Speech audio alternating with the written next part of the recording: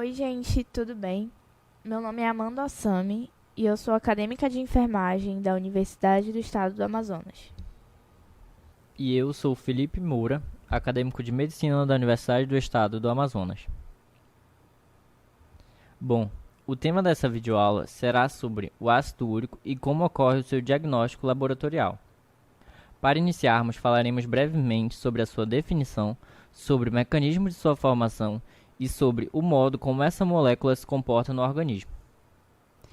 O ácido úrico pode ser definido como um composto orgânico presente principalmente na urina, que deriva do metabolismo de bases nitrogenadas chamadas purinas. A excreção desse composto no nosso organismo ocorre principalmente através da urina e, em menor quantidade, através do intestino com a ação de bactérias. O importante é que a maior parte dele seja eliminada do nosso organismo. Então, em pessoas saudáveis, a taxa de excreção pode variar de 250 a 750 mg a cada 24 horas. Quando por algum motivo esse ácido úrico se acumula no organismo, ocorre uma hiperuricemia, que pode posteriormente levar ao aparecimento da gota, sendo que a gota é a deposição de cristais de urato que derivam do excesso de ácido úrico nas articulações, causando inflamação no local. Esse esquema apresenta o metabolismo das purinas, adenina, iosina, xantina e guanina. Todas essas reações convergem para a formação da xantina, que é convertida em ácido úrico através da enzima xantino-oxidase. A partir do entendimento de formação do ácido úrico, vamos falar sobre a hiperuricemia. Pode ser definida como sendo o excesso das concentrações séricas de ácido úrico no organismo, podendo se apresentar com um valor de referência maior ou igual a 6,8 mg por decilitro. Contudo, é importante frisar que isso varia de homem para mulher. A média total normal de ácido úrico em homens, por exemplo, é de 1,2 gramas, enquanto nas mulheres é de 0,6, ou seja, quase a metade. A hiperuricemia pode ser causada pela produção em excesso de ácido úrico, deficiência na excreção desse composto, ou os dois simultaneamente. Ela pode estar relacionada com síndromes coronarianas agudas, obesidade, diabetes do tipo 2, hipertensão e hiperlipidemia.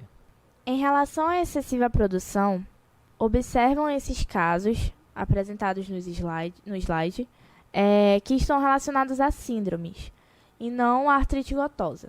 Por exemplo, as duas primeiras síndromes apresentadas, elas estão relacionadas com a deficiência completa e incompleta da enzima HGPRT. Essa enzima participa de uma via que recupera as purinas para que elas possam ser reaproveitadas. Ou seja, se ela não funciona, as purinas não voltam para a via e ocorre uma excessiva produção de ácido úrico. Pode ocorrer também uma hiperatividade na síntese das purinas e ácido úrico como consequência, levando à hiperuricemia. Outra deficiência que pode ocorrer no organismo que causa a hiperuricemia é a deficiência da enzima glicose 6-fosfatase. Já em relação à deficiência na excreção do ácido úrico, podemos citar como exemplo a insuficiência renal crônica, redução da secreção tubular distal, ou seja, vai ter uma maior absorção desse composto, e intoxicação por chumbo e uso de diuréticos e salicitados. Todos esses fatores estão relacionados com o aumento das concentrações do ácido úrico no organismo. Algumas condições clínicas e fisiopatológicas também podem contribuir para que ocorra a elevação dos níveis séricos de ácido úrico, como por exemplo podemos citar a hipertensão, a hiperlipidemia, a obesidade, a aterosclerose e a diabetes mellitus.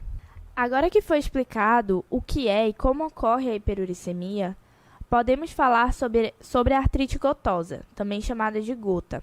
Nesse processo, ocorre o acúmulo de cristais de urato nos tecidos articulares, na forma de tofo.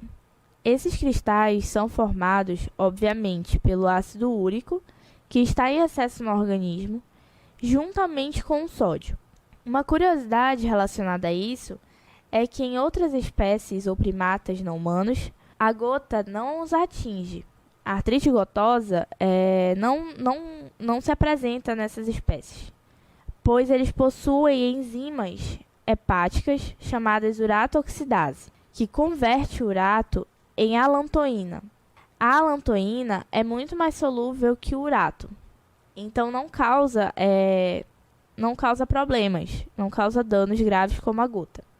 E a gota pode ser de origem primária ou secundária. A primária está relacionada com fatores genéticos e a secundária com doenças pré-existentes ou outros fatores extrínsecos.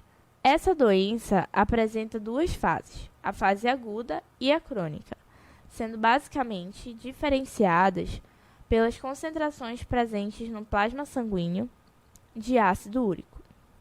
Bom, os principais sintomas do acúmulo de ácido úrico no sangue na fase aguda são dor e o inchaço nas articulações, que ocorrem devido ao acúmulo desses cristais de urato em determinadas regiões do corpo.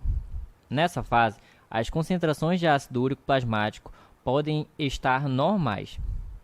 Já a fase crônica é caracterizada por apresentar uma constante inflamação nas articulações, no qual o indivíduo pode chegar a apresentar concentrações maiores que 30 gramas de ácido úrico presente no plasma sanguíneo. Os sintomas desta fase são vermelhidão e dificuldade de movimentar a articulação afetada, além da sensação de areia ao tocar na região onde os cristais se depositaram, calafrios, febre não muito alta, descamação da pele, dor nas costas e dificuldade a urinar, o que evidenciam o mau funcionamento renal. Essas dores são mais comuns no dedão do pé, mas também podem afetar outras articulações, como tornozelos, joelhos, punhos e dedos das mãos, sendo que os indivíduos mais afetados costumam ser os homens, indivíduos com histórico familiar de artrite e pessoas que consomem elevada quantidade de álcool. O tratamento deve ser orientado por um reumatologista que geralmente inclui o uso de remédios para baixar a quantidade de ácido úrico, tais como o alopurinol e o probenecida.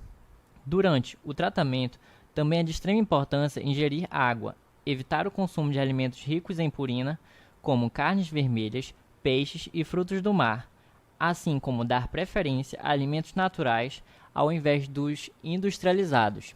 Podemos citar como exemplo a maçã, a beterraba, a cenoura e o pepino. Deve-se também evitar a ingestão de bebidas alcoólicas, principalmente a cerveja, por apresentar elevado teor de purina. Em relação às concentrações do ácido úrico no organismo, existem valores de referência que estão presentes na tabela. Então, em mulheres adultas, o normal é entre 1,5 e 6 mg por decilitro, e em homens adultos, o normal é entre 2,5 e 7 mg por decilitro. Já em crianças do sexo feminino, o normal é entre 0,5 e 5 mg por decilitro, e do sexo masculino, o normal é entre 1,5 e 6 mg por decilitro.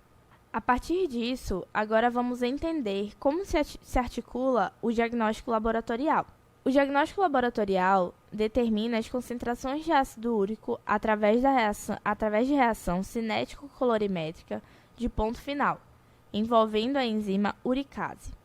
Podem ser utilizadas amostras de soro que, uma vez coletado, é estável por 3 dias, com temperatura de 2 a 8 graus.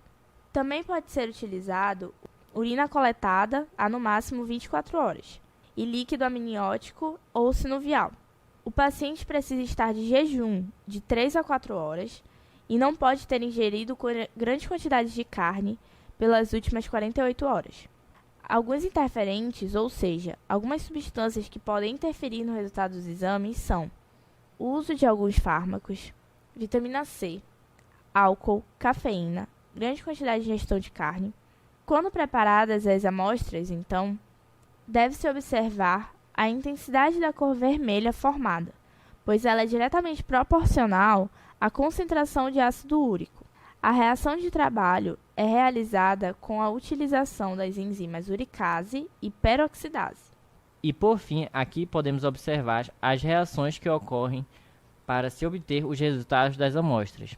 O ácido úrico ele é quantificado indiretamente pela produção do composto antipiril-quinonimina e medido por metodologia espectrofotométrica.